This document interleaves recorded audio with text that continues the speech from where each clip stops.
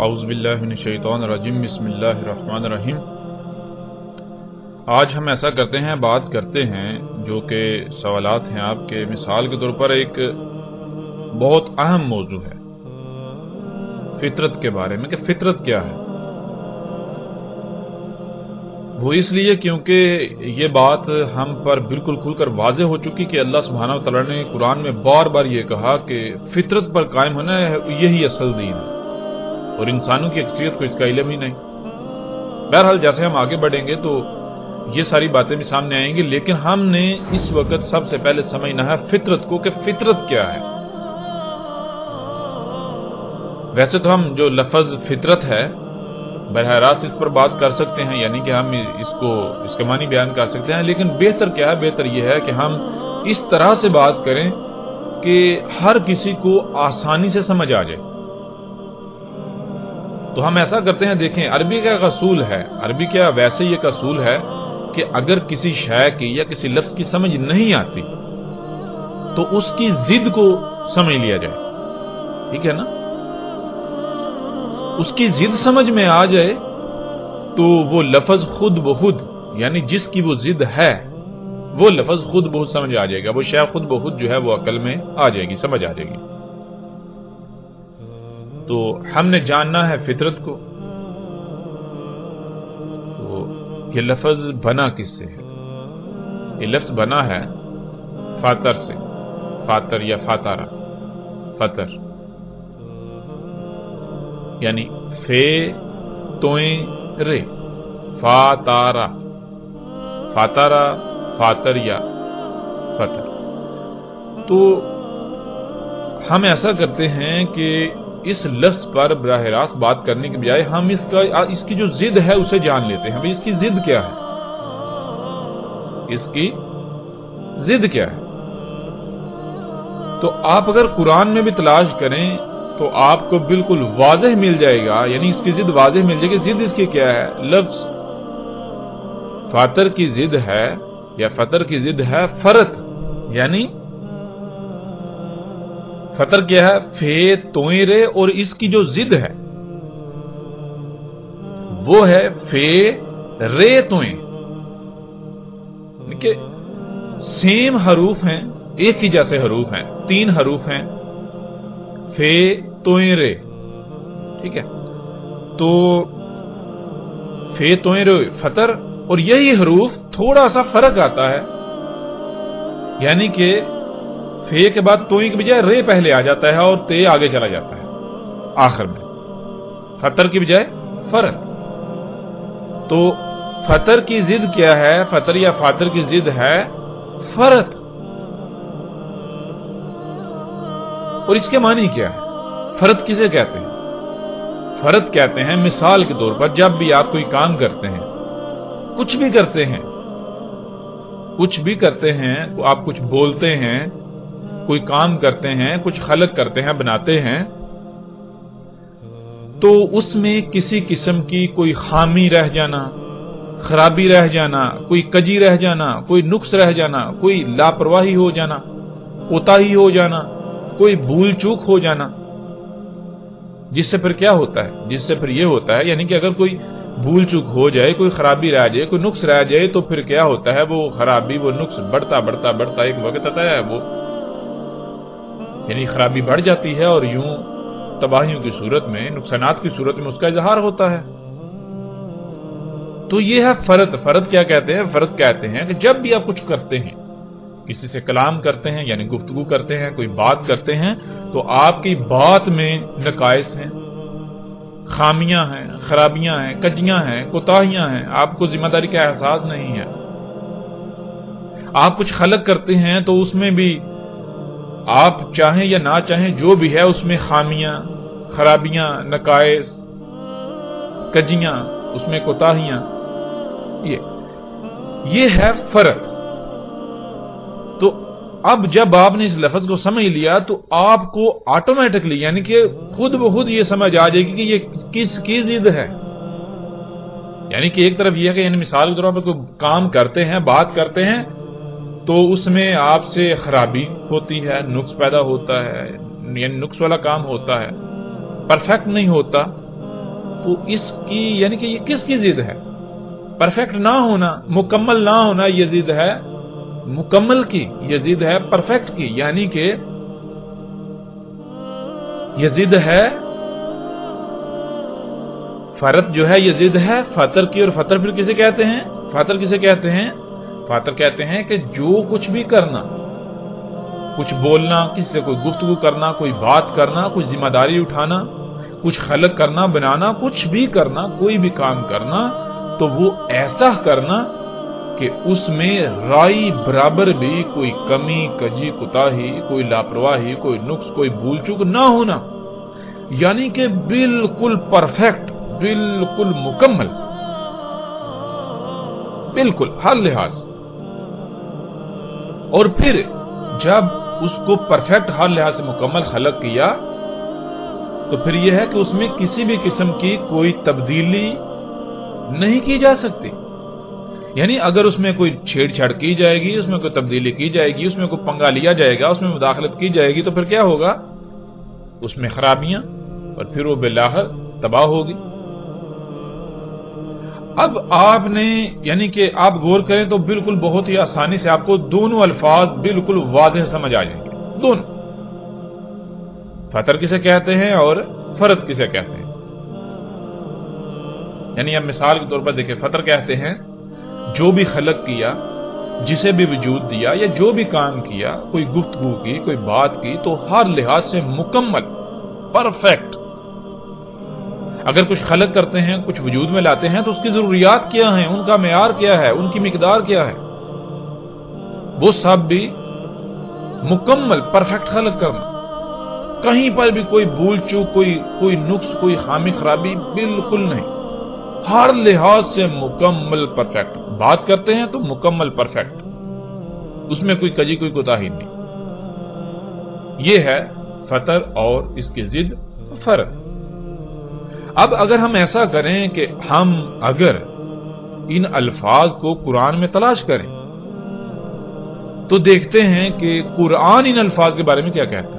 क्या जो मानी हमने बयान किए, यानी कि जो बात हमारी समझ में आई कि फतर इसे कहते हैं और फरद इसे कहते हैं, क्या कुरान इसकी तस्दीक करता है? तो हम तलाश करते हैं कुरान में। तो देखें सूरह फातर की पहली आयत ले ले, उसमें क्या है? सूरह फातर की पहली आयत, उसमें क्या है? अल्हम्दुलिल्लाहि फातिरिस समावाति वल अर्द। अल्हम्दु है ही हमद, लिल्लाहि अल्लाह के लिए। अल्लाह के लिए क्या है ही हमद। कैसे है अल्लाह के लिए हमद? आगे इसी सवाल का जवाब आ जाता है। फातिरिस समावाति वल अर्दी, फातिर रहेंगे आसमान और जमीन, जमीन है। यानी ये जो जमीन है, जो कुछ इसके अंदर है, इसकी लेयर्स हैं, फिर इसके गिर्द गैसों की जो तह हैं, इसको क्या किया? इसको अल्लाह ने फातिर किया, यानी कि ऐसा खलक किया, बिल्कुल परफेक्ट खलक किया। इनमें किसी किस्म की कोई कजी, कोई कमी, कोई कोताही नहीं की, कोई नुक्स नहीं छोड़ा। यानी हर लिहाज से मुकम्मल परफेक्ट खलक किया। इस वजह से अल्लाह के लिए है ही हमद। यानी तुम गौर फिक्र करोगे तो तुम्हें परफेक्शन नजर आएगी। कब तक? तब तक हमद है अल्लाह के लिए, तब तक यानी परफेक्शन नजर आएगी जब तक ये फातिर रहेंगे। फातिरिस समावाति वल अर्दी, फातिरी यानी कि देखें, फातिरी रे के नीचे जेर है जो कि आगे माजी का सिगा बनाती है, आगे धकेलती है। समावाति के नीचे भी जेर है, अर्दी उसके नीचे भी जेर है। यानी कि जब तक आसमान और जमीन ये फातिर रहेंगे तब तक अल्लाह के लिए हमद है, तब तक इनमें कोई नुक्स, कोई हामी, कोई कजी, कोई कोताही नहीं है। लेकिन जब तक ये परफेक्ट हैं, ये फातिर हैं, तब तक अल्लाह के लिए हमद है। और जब ये फातिर नहीं रहेंगे, जब ये फातिर नहीं रहेंगे, जब ये अनफातिर हो जाएंगे, तो फिर क्या होगा? तो फिर कमियां, कजियां, कोताहियां सब कुछ हो जाएगा। तो पहले इसमें आपको ये चीज यानी कि लफ्ज फातिर जो है वो बिल्कुल वाज़ेह समझ आ जाएगी कि जब कुछ फातिर किया जाता है तो फिर उसमें क्या होता है? उससे फिर हमद ही होती है। यानी हमद किसमें होती है? हमद तो उसमें होती है जिसमें किसी किस्म की कोई ऐब हो ही ना, कोई नुक्स हो ही ना, कोई खामी हो ही ना। आप बात करें परफेक्ट, حمد اس میں کجی کمی تلاش کرنے سے نہ ملے، بالکل مکمل پرفیکٹ ہر لحاظ سے، کچھ غلط کریں تو پرفیکٹ اس میں حمد ہوتی۔ تو دیکھیں اس آیت میں بھی جو لفظ فاطر ہے وہ بالکل کھل کر واضح ہو جاتا ہے۔ اب اس کی جو ضد ہم نے کہا تھا اس کی طرف آنے سے پہلے اگر قرآن میں آپ اس طرح اس لفظ کو تلاش کریں، جتنے مقامات پر آتا ہے آپ دیکھیں، آپ کو بالکل واضح ہو جائے گا، بالکل واضح ہو جائے گا کہ فاطر کسے کہتے ہیں۔ تو اب آتے ہیں اس کی ضد کی طرف۔ اب جب قرآن میں اس لفظ کی ضد کو تلاش کیا جائے تو آپ کو کہاں ملتا ہے؟ دیکھیں ویسے تو کافی مقامات پہ یہ لفظ یعنی فرت آیا ہے، لیکن ہم اگر دیکھیں سورہ الانعام کی آیت نمبر 38، اس میں اللہ تعالیٰ کیا کہتے ہیں؟ اس میں اللہ تعالیٰ کہتے ہیں وَمَا مِن دَابَّةٍ فِي الْأَرْضِ وَلَا طَائِرٍ يَطِيرُ بِجَنَاحِهِ إِلَّا أُمَمٌ أَمْثَالُكُمْ مَا فَرَطْنَا فِي الْكِتَابِ مِن شَيْءٍ ثُمَّ إِلَىٰ رَبِّهِمْ يُحْشَرُونَ۔ ابھی دیکھیں اس میں اللہ تعالیٰ کیا کہتے ہیں؟ اس میں اللہ تعالیٰ کہتے ہیں وَمَا مِن دَابَّةٍ، وا اور ما نہیں، من سے داباتن، دابا، دابا لفظ جو ہے پہلے تو یہ سمجھ لیجیے اس کا واحد کیا ہے؟ اس کا واحد ہے داب، اور جمع کا صیغہ ہے دواب، اور جو دابا ہے وہ جنس پوری ایک مان جاتی ہے، پوری ایک جنس، یعنی مثال کے طور پر جیسے آپ کہتے ہیں جی سواری کے ذرائع، تو سواری کے ذرائع جتنے بھی ہیں وہ ہیں تو یعنی کہ اس طرح کی اور بھی مخلوقات ہیں، لیکن جن پر سواری کی جاتی ہے وہ مخلوقات، وہ ایک گروہ بن جائے گا، تو اس کو کیا کہا؟ یعنی کہ اس کے لیے وہ ایک جنس جو ہے وہ سامنے آ جائے گی۔ یعنی اگر آپ بکری کہیں گے تو بکری ایک جنس ہے۔ تو اسی طرح جو لفظ دابا ہے، دابا تو آپ کو پتا کسے کہتے ہیں؟ ہم یعنی کہ پہلے بھی بیان کر چکے ہوئے ہیں، دابا داب سے، اور داب کسے کہتے ہیں؟ داب کہتے ہیں کہ مرحلہ با مرحلہ، سٹیپ بائی سٹیپ حرکت کرنا، آگے بڑھنا، یعنی کہ وہ مخلوقات جو لمحہ بلمحہ سٹیپ بائی سٹیپ آگے بڑھتی بڑھتی وجود میں آئی، نہ صرف وجود میں بلکہ اسی طرح حرکت کرتی ہیں،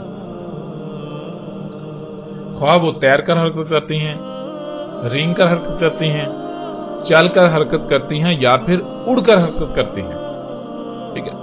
تو وہ تمام کی تمام مخلوقات داباتن، تو وہی یعنی کہ مختلف جنسوں کے گروہ ہیں۔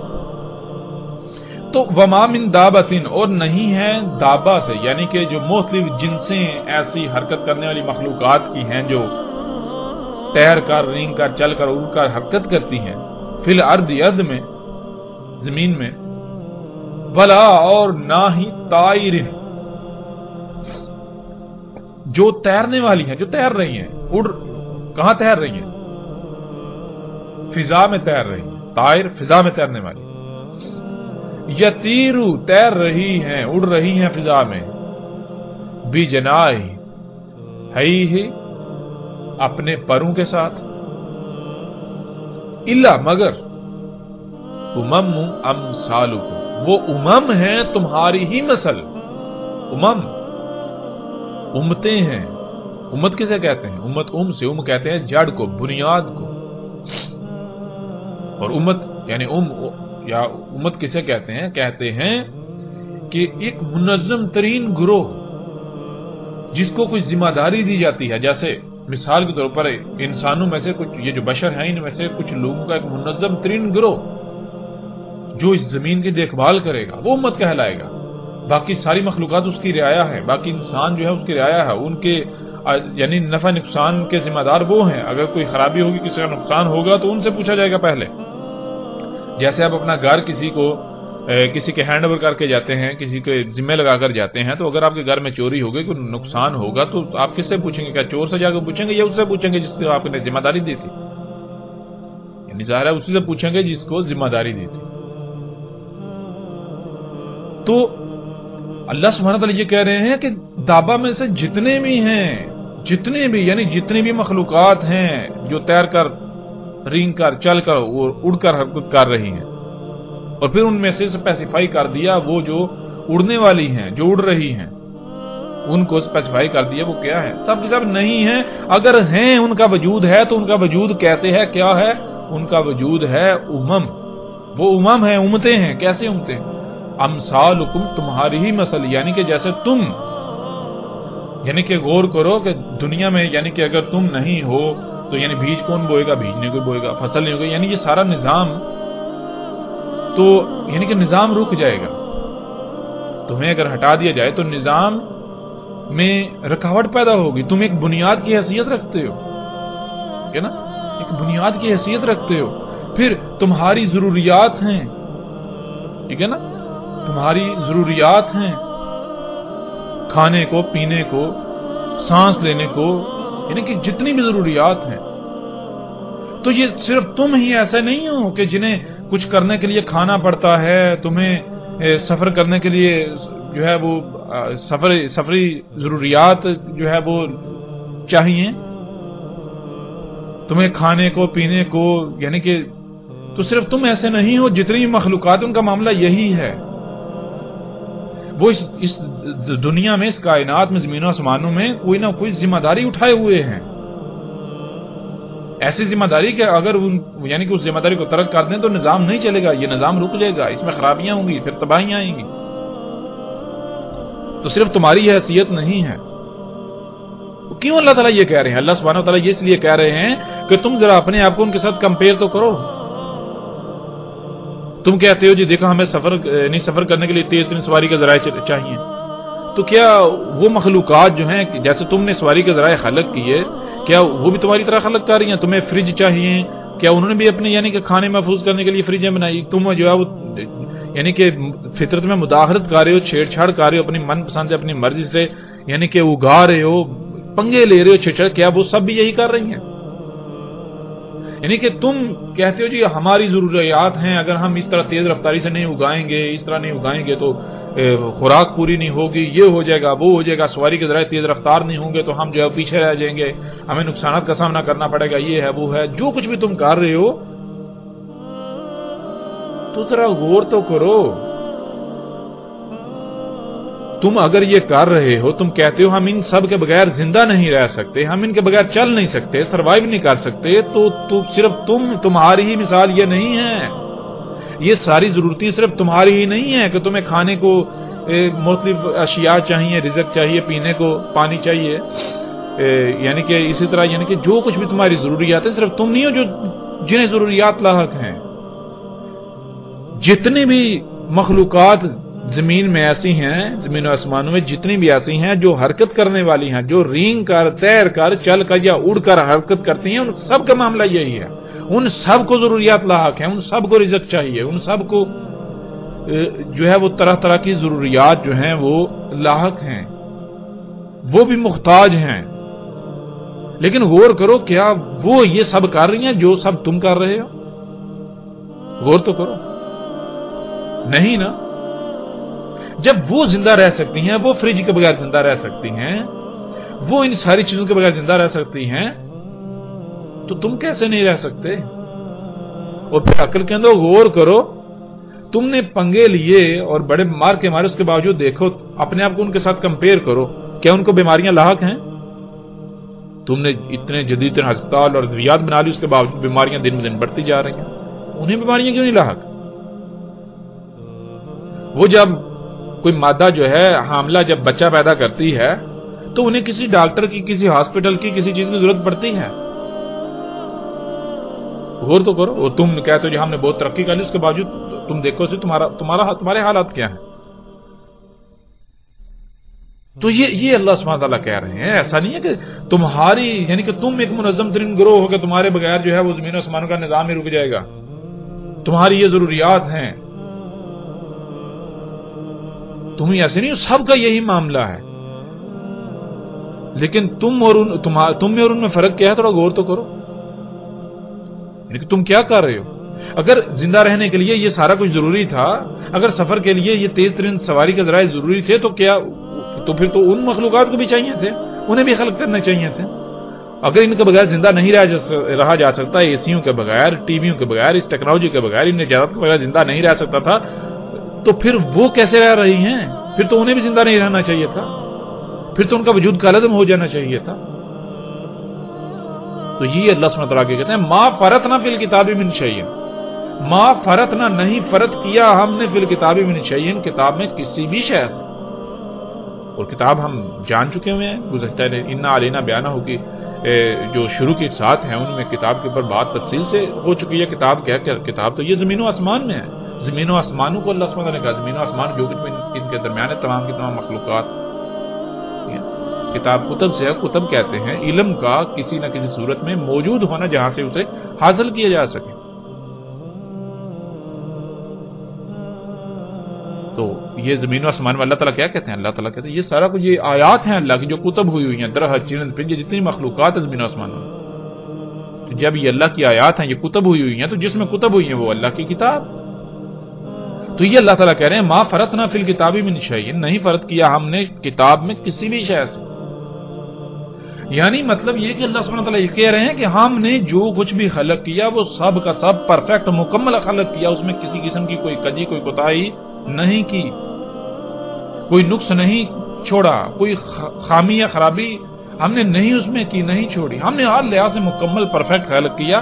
اور جب ہم نے تمہیں بھی مکمل پرفیکٹ خلق کیا اور جب ہم نے تمہیں خلق کیا اس طرح باقی مخلوقات کو خلق کیا تو ان کی ضروریات کیا تھی, ان کی ضروریات کا معیار, ان کی مقدار, ان کو کیسے فراہم کی جائیں گی یہ سب بھی ہم بھول نہیں گئے تھے. ہم نے یہ سب بھی خلق کیا. تمہاری سواری کے یعنی کہ تمہیں سواری کی جو ہے وہ حاجت ہے, اس کے لیے تمہیں سواری کے ذرائع چاہیے تو ہم نے وہ بھی خلق کیے. تمہیں کھانے کے لیے رزق چاہیے تو ہم نے طرح طرح کا رزق بھی خلق کیا. تمہیں سانس لینے کو آکسیجن چاہیے تو ہم نے آکسیجن بھی خلق کی.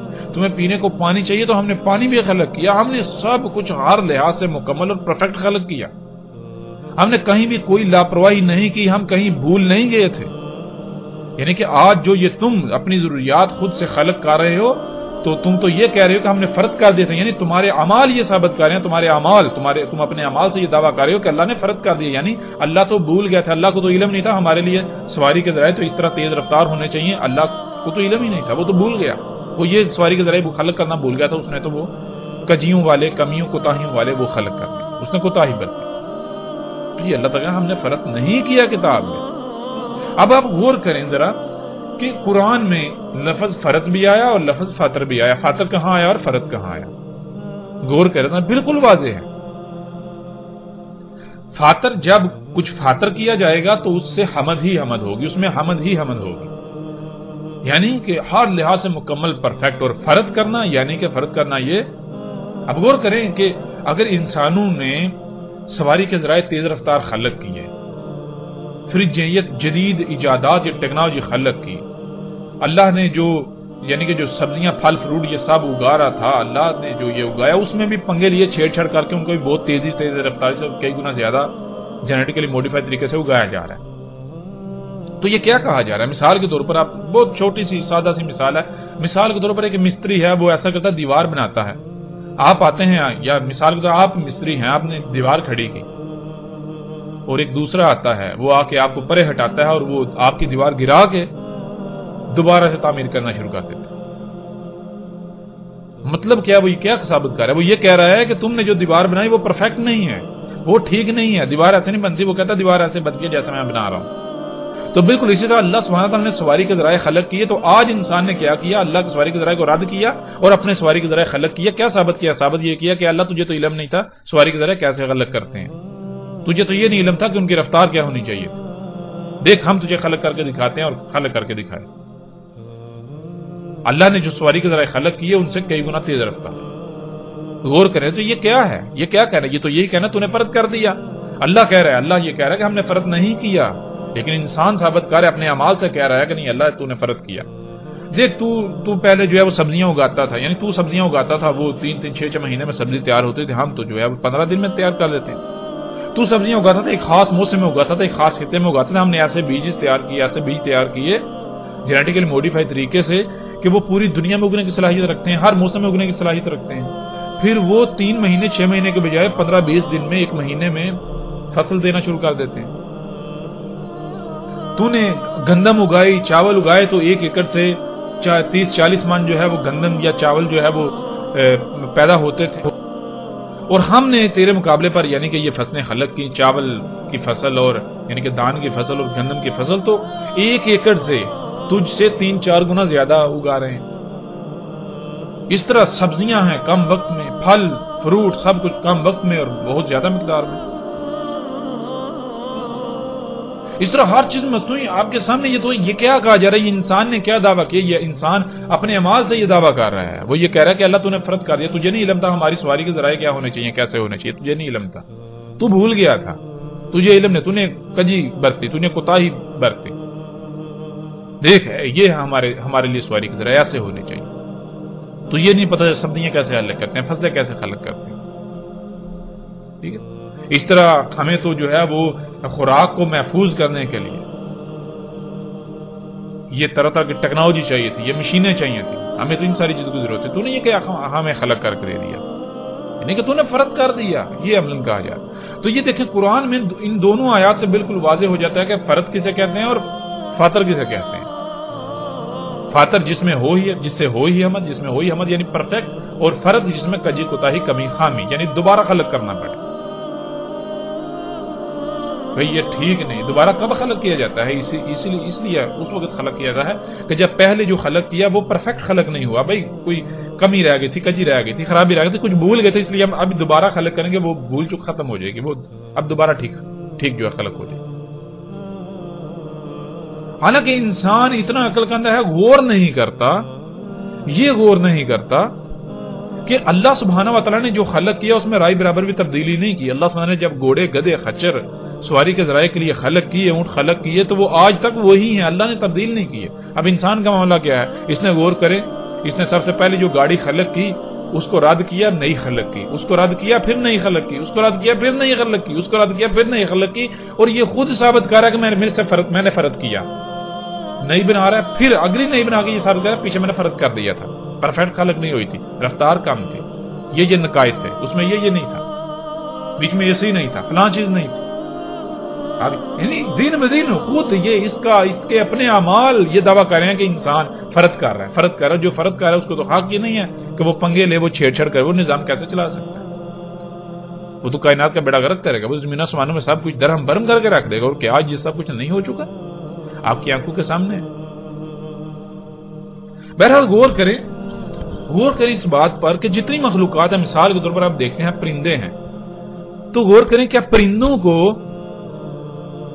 پرندوں نے کوئی ملکیت بنائی؟ یہ درخت میرا ہے، وہ یعنی کہ یہ علاقہ میرا ہے، تم یہاں نہیں آ سکتے، یہ نہیں کر سکتے، وہ نہیں کر سکتے. پھر دیکھو یہاں سے تم نہیں کھا سکتے، یہ میرا رزق ہے. پھر خود سے رزق اپنا پروڈیوس کرنا شروع ہو جائے، پیدا کرنا شروع ہو جائے. کوئی پرندہ ایسا نظر آتا ہے جو اپنا رزق خود پروڈیوس کر رہا ہے، خلق کر رہا ہے؟ کوئی آپ کو ایسا نظر آتا ہے؟ کیا ان کے جب بچے ہوتے ہیں کیا ان کو ڈلیوری کریے، کیا ڈاکٹروں کی ہسپتالوں کی ضرورت پڑتی ہے؟ کیا ایسا ہے؟ کیا ان کو فریجوں کے بغیر، یعنی کہ کیا انہوں نے فریجیں بنائی کہ ہم اپنی خوراک کو سٹور کر لیں؟ کیا وہ جس طرح انسان منصوبہ بندیاں کر رہا ہے، کیا وہ منصوبہ بندیاں کر رہے ہیں؟ ان کی کوئی ایسی منصوبہ بندیاں ہیں؟ غور کریں پرندوں کو. یہ نہیں یعنی کہ پرندے صبح نکلتے ہیں، شام کو کھا کر واپس آتے ہیں، تو ان کو یعنی کہ وہ اپنے ساتھ کچھ نہیں لے کر آتے کہ چلو جی رات کو بھی کھائیں گے. نہیں، 100% فطرت پر توکل کر رہے ہیں. پرندوں کو یہ نہیں پتا کہ صبح اٹھیں گے تو کھانے کو ملے گا یا نہیں ملے گا، لیکن انہیں کوئی فکر نہیں ہے بالکل. اور بھوکے نہیں سوتے. کوئی پرندہ آپ کو بھوک سے مرتا ہوا نظر نہیں آئے گا. کہاں؟ جہاں یعنی کہ فطرت کے قریب ترین ایریا ہے، جنگلوں وغیرہ میں، ایسے علاقوں میں جہاں انسان کی مداخلت نہیں ہے یا کم سے کم ہے. تو آپ دیکھیں، آپ کو ان میں بیماریاں نظر نہیں آئیں گی، خرابیاں نقائص نظر نہیں آئیں گی. کہاں نظر نہیں آئیں گے؟ وہی جو فطرت کی جگہ ہیں، وہاں جو جانور چرند پرند وہ مخلوقات موجود ہیں، وہاں جو دابا موجود ہے. لیکن اس کے برعکس دیکھیں، انسان بڑی بڑی لمبی منصوبہ بندیاں کرنے والا، اپنی زندگی کی ایک لمحہ گارنٹی نہیں ہے، ایک منٹ کی گارنٹی نہیں. ہو سکتا ہے اگلے لمحے جو ہے وہ اس کا اینڈ ہو جائے، اس کی موت واقع ہو جائے، لیکن اپنی جو منصوبہ بندیاں کر رہے ہیں، گھر بناتا ہے. مثال کے طور پر انسان گھر بناتا ہے، کیسا بناتا ہے؟ اپنی زندگی کا پتہ ہی نہیں، کوئی گارنٹی نہیں ہے، لیکن گھر ایسا بناتا ہے کہ یہی چاہتا ہے کہ کبھی نہ گرے، اس گھر کو کوئی فرق ہی نہ پڑے. اپنی زندگی کا کوئی گارنٹی نہیں ہے. اسی طرح مال کو ایسے جوڑتا ہے کہ میں اپنی آئندہ نسلوں تک کے لیے سوچتا ہے، لمبی لمبی منصوبہ بندیاں کرتا ہے. لیکن اس کے باوجود دیکھیں، اتنی بڑی بڑی لمبی چوڑی منصوبہ بندیاں کرنے کے باوجود، رزق سٹور کرنے کے باوجود، بینکوں میں اپنے کھاتوں میں مال جمع کرنے کے باوجود بھوکا مارا ذلیل ہو رہا ہے. جدید ترین ہسپتال اور ادویات بنانے کے باوجود دن بدن بیماریاں بڑھتی جا رہی ہیں. جدید ترین سواری کا ذرائع خلق کرنے کے باوجود بھی حالت کیا ہے آپ کے سامنے ہے.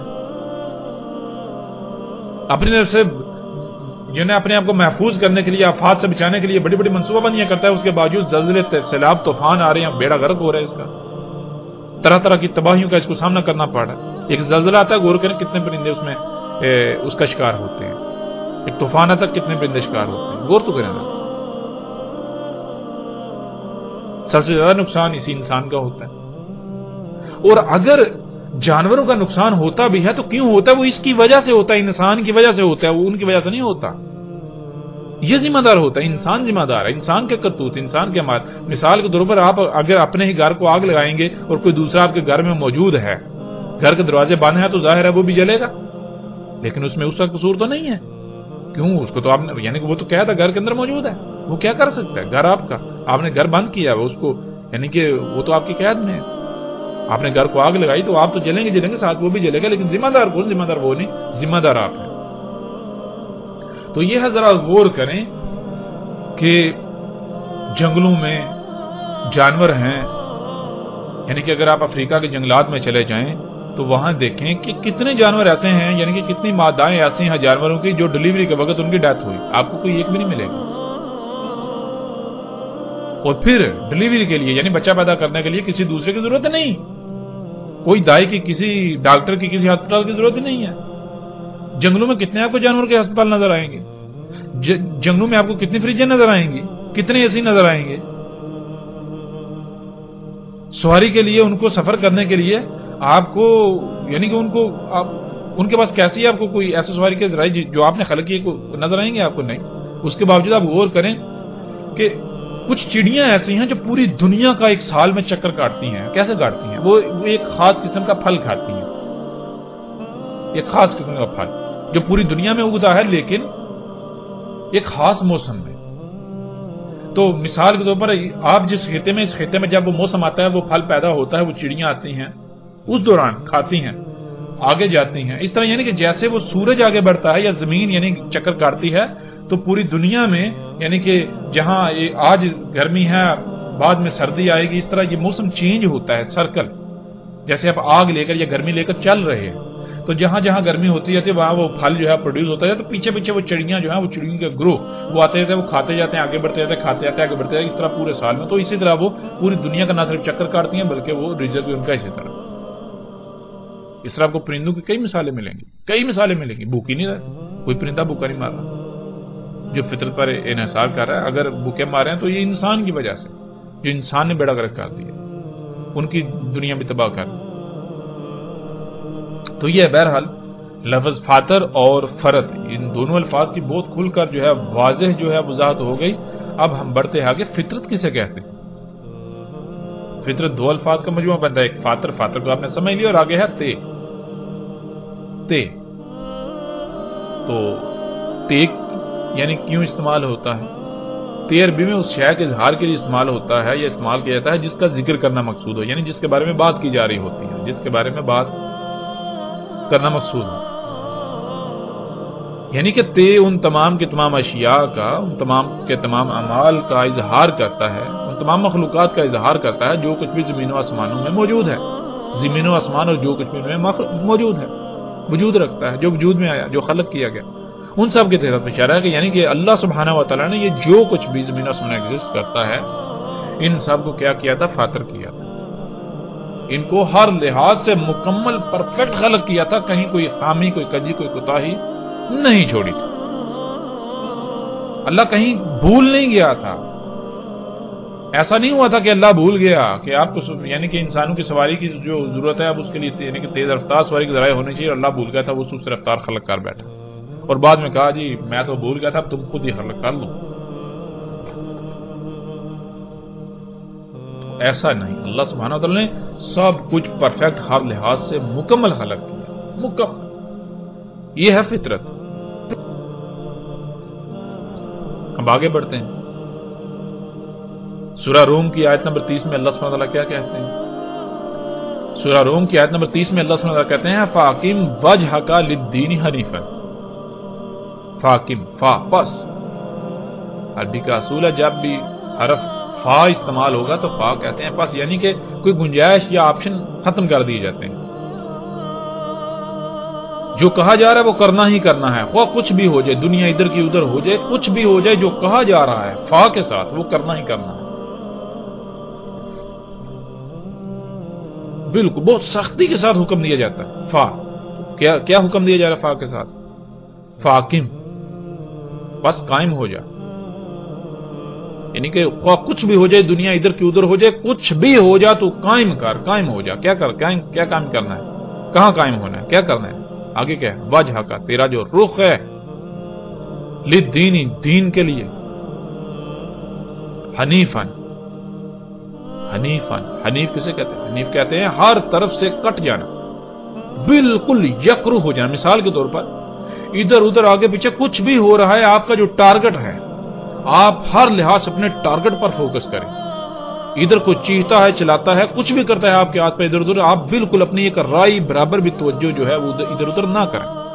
آپ ہر لحاظ سے اپنے ٹارگٹ کو فوکس کریں اور اسی کی طرف بڑھتے جائیں, بڑھتے جائیں, بڑھتے جائیں. بالکل کسی بھی طرف رائی برابر بھی توجہ نہیں کریں, بالکل یکرو. اس کو کہتے ہیں حنیف. اللہ تعالیٰ کہتے ہیں فاقم وجہک للدین حنیفا. خواہ کچھ بھی ہو جائے, دنیا ادھر کی ادھر ہو جائے, کچھ بھی ہو جائے, پس تو نے کیا کرنا ہے؟ تو نے اپنے رخ کو, اپنی توجہ کو ہر طرف سے کاٹ کر, ہر طرف سے تجھے جو کچھ عطا کیا گیا, یعنی جو صلاحیتیں عطا کی گئی, جو مال عطا کیا گیا, اس سب کا استعمال کیسے کرنا, ہر طرف سے کاٹ کر تو نے کیا دین کے لیے قائم ہونا ہے. بالکل یکرو, دین کو اپنا ٹارگٹ بنا رہے ہیں نا, اس پر قائم ہو جائے, اس کے لیے قائم ہو جائے, ڈٹ جانا ہر طرف سے کٹ کر. یعنی کہ ایسے جیسے کہ دنیا میں وہ کچھ ایگزسٹ کرتا ہی نہیں ہے, دنیا میں کچھ موجود ہے ہی نہیں. اگر کچھ موجود ہے تو وہ صرف اور صرف دین ہے, اس کے علاوہ کچھ نہیں. اب سوال یہ پیدا ہوتا ہے کہ دین ہے کیا؟ اور یہ قرآن کا اسلوب ہے. قرآن میں اللہ سبحانہ وتعالی نے آیات ایسے رکھی ہیں کہ کچھ حصے میں یعنی کہ جو بات کی جاتی ہے سوال اٹھتا ہے, پھر آگے اس کا جواب دیا جاتا ہے, پھر سوال اٹھتا ہے, پھر آگے اس کا جواب. یعنی ایسی ترتیب ہے. تو کیا ہے یہاں اب سوال یہ پیدا ہوتا ہے کہ بھائی دین کیا ہے؟ پتہ تو چلنا چاہیے نا دین کیا ہے. ہر طرف سے کٹ کر جو ہے اس کے لیے قائم ہونا ہے, ڈٹ جانا ہے اس پر, اس کے لیے. تو آگے اللہ سبحانہ وتعالی اس سوال کا جواب دیتے ہیں کہ دین کیا ہے. اللہ سبحانہ وتعالی کہنا فطرتا, فطرت تھی اللہ کی, فطرت اللہ ہی. دین کیا تھی؟ دین تھی اللہ کی فطرت, دین تھی اللہ کی فطرت. اب اللہ تعالیٰ نے یہ نہیں کہا دین اللہ کی فطرت ہے, یعنی یہ نہیں کہا کہ دین فطرت ہے, یہ کہا کہ دین فطرت تھی. اب سوال یہ پیدا ہوتا ہے کہ اللہ سبحانہ وتعالی یہ کیوں کہہ رہے ہیں کہ دین اللہ کی فطرت تھی؟ بہت بڑا اور اہم سوال ہے. مطلب یہ ہے اس کا کہ آج جسے تم دین کہہ رہے ہو, جسے بھی تم, یعنی کہ تم جسے اسلام کا نام دیتے ہو, یا جو یہود ہیں وہ جسے دین کا نام دیتے ہیں, جو نصارہ ہیں, نصرانی یا عیسائی, وہ جسے دین کا نام دیتے ہیں, جو ہندو ہیں وہ جسے دین کا نام دیتے ہیں, جو بدھ مت ہیں وہ جسے دین کا نام دیتے ہیں, یا دنیا میں جتنے انسان جس نے جس شے کو اپنا ٹارگٹ بنایا ہوا ہے اور اس کے پیچھے بھاگ رہا ہے وہ دین کہلاتا ہے. اور وہ جتنے بھی اس طرح دیان ہیں, یعنی کہ دنیا میں جتنے بھی انسان ہیں, انہوں نے جس شے کو اپنا ٹارگٹ بنا کر اس کے پیچھے بھاگ رہے ہیں, ان سب کا دین کے ساتھ کوئی تعلق نہیں ہے. دین تھا فطرت. کون سی فطرت؟ آگے اللہ سبحانہ تعالیٰ اس کا جواب دیتے ہیں اللاتی فطر الناس علیہا. دین وہ فطرت تھی فاطر کیا تھا انسانوں کو جس پر. اللہ اکبر. اب ذرا غور کریں کہ انسانوں کو جب وجود میں لایا گیا یعنی کہ سب سے پہلے یہ غور کریں کہ جب انسانوں کا وجود نہیں تھا، انسانوں کو دنیا میں لانے سے پہلے تمام مخلوقات کس حالت میں تھی، کیسے خلق ہوئی، کیسے خلق ہو رہی تھی، ذرا غور تو کریں۔ انسانوں کو دنیا میں لانے سے پہلے جب انسانوں کو دنیا میں لایا گیا تو اس وقت دنیا کس سٹیج پر تھی، کن حالات میں تھی، تمام مخلوقات کیسی تھیں، کیا ان میں جیسے آج عیب ہیں، آج خرابیاں ہیں، نقائص ہیں، سب کچھ ہے، کیا اس وقت یہ تھا؟ یہ کیا جو آج جو موجود ہے، جو سواری کا ذرائع، جو انسان کہتا ہے یہ میری ضروریات ہے، یہ ہے، یہ ہے، یہ سارا کچھ اس وقت موجود تھا؟ غور تو کریں۔ یعنی اللہ سبحانہ وتعالیٰ کہہ رہے ہیں دین وہ فطرت تھی جس پر انسانوں کو فاطر کیا گیا، جب انسانوں کو یعنی جس پر انسانوں کو وجود دیا گیا، انسانوں کو جب لایا گیا تو جو کچھ اس وقت موجود تھا، جیسا موجود تھا وہ ہے فطرت، وہ تھی فطرت۔ اس وقت غور کریں، اس وقت سواری کے ذرائع کیا تھے، اس کے لیے کھانے کو کیا تھا، پینے کو اس وقت کیا تھا؟ کیا پینے کو آج کی طرح کے مشروبات تھے؟ جنہیں آپ پیپسی، کوک اور طرح طرح کے جو ہے وہ مشروبات کا نام دیتے ہیں، مصنوعی انسان کے اپنے خلق کرتا۔ سواری کے ذرائع کیا آج جو موجودہ سواری کے ذرائع ہیں یہ ذرائع تھے؟ غور کریں، اگر تھے تو یہ فطرت ہے، انہی پر قائم ہونا ہے، یعنی سواری کی حاجت کو پورا کرنے کے لیے انہی پر انحصار کرنا ہے۔ اگر تھے تو یہ جتنی بھی آپ آج ایجادات آپ کے سامنے ہیں، جو آپ کے یعنی کہ جتنی بھی ضروری، آپ کپڑا پہنتے ہیں تو غور کریں کیا جب انسانوں کو وجود میں لایا گیا تو اس وقت بھی کپڑا ایسے بنتا تھا؟ جب انسانوں کو وجود میں لایا گیا تو کیا اس وقت بھی جوتے ایسے بنتے تھے؟ جب انسانوں کو وجود دیا گیا، وجود میں لایا گیا تو کیا اس وقت بھی اس کی خوراک ایسے ہی پروڈیوس ہوتی تھی، خلق ہوتی تھی، فصلیں ایسے ہی خلق ہوتی تھی، نباتات ایسے ہی اگائی جاتی تھی، بارشیں ایسے ہی برستی تھی؟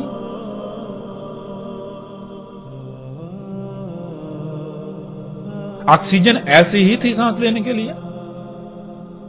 غور تو کریں۔ تو یہ اللہ سبحانہ وتعالیٰ کہہ رہے ہیں انسانوں کو جس پر فاطر کیا گیا، یعنی کہ انسانوں کو جب وجود لایا گیا تو اس وقت کیا موجود تھا؟ جو اس وقت موجود تھا، جیسا موجود تھا وہ فطرت ہے، وہ تھی فطرت۔ تو ناظرین آج غور کریں کیا آج کچھ ویسا ہے؟ غور تو کریں۔ پھر مثال کے طور پر انسان ویسے جب دنیا میں آتا ہے، جب اس کو وجود عطا کیا تو کیسے وجود میں آتا ہے؟ تھوڑا غور تو کریں۔ ایک مرد اور عورت کے ملاپ سے، لیکن اس سے کیا وہیں سے سٹارٹ ہوتا ہے؟ نہیں، عورت کے جسم میں ایک انڈا اور مرد کے جسم سے نطفہ آتا ہے، تو وہ کہاں سے آیا؟ عورت کے جسم میں انڈا جو اس نے خوراک کھائی، مرد کے جسم سے نطفہ جو اس نے کھایا، اس سے خلق ہوا۔ کیا کھایا؟ پھل، فروٹ، سبزیاں، پانی، اس طرح سانس لیا، آکسیجن وغیرہ جیسا۔ تو یہ سب کچھ کہاں سے آیا؟ غور کرتے جائیں، کرتے جائیں، کرتے جائیں۔ تو کیسے وجود دیا گیا آپ کو؟ کیا اس یعنی کہ وہ نطفہ جیسے آج وجود میں آتا ہے پہلے ایسے وجود میں آتا تھا جب انسانوں کو؟ یعنی غور کریں ذرا، یہ چیزیں بہت غور کرنے والی ہیں۔